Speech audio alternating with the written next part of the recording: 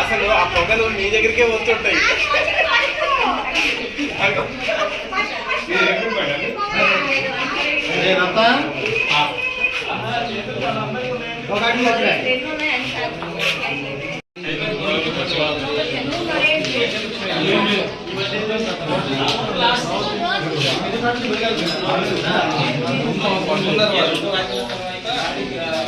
అక్కడ మనకు రావడం చూసి ఆ విండో నుంచి కనపడటం వల్ల పొగలు వచ్చి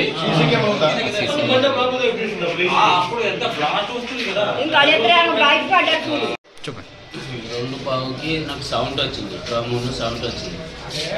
ఇతను చూసాను, లైటింగ్ వచ్చింది. భయం వేసింది, నేను తలుపు తీయలేదు. తర్వాత నేను సాగరానికి ఫోన్ చేశాను, కింద అగ్గి తగిలేదు, బేగిరాను. తర్వాత తలుపు తీస్తాడికి మంట కూడా మండుతున్నది. చిన్న బాబు ఇది నుంచి అటు జంప్ చేసి అటు వెళ్ళాం. ఆ తలుపు డౌట్ ఎవరన్నా వేసారని ఉందా ఏమన్నా?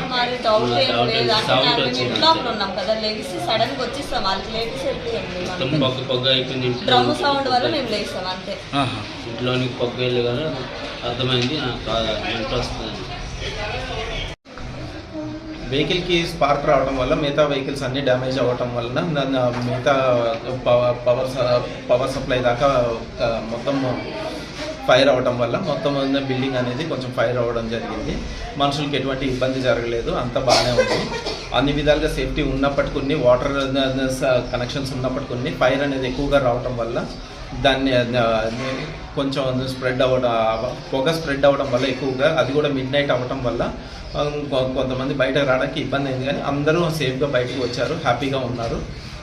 కానీ ఇక్కడ ఉన్న ప్రాబ్లం ఏంటంటే జస్ట్ కొంచెం పవర్ సప్లైకి కనెక్ట్ అవ్వడము, ప్లస్ వెహికల్స్ అన్ని సైడ్గా నైట్ టైం కాబట్టి అందరూ పార్కింగ్ చేయడం వలన ఒక వెహికల్ స్పార్క్ అవడం వల్ల మిగతా వెహికల్స్ అన్నీ డ్యామేజ్ అయ్యి హౌస్కి కొంచెం బర్నింగ్ ఇది అయ్యింది.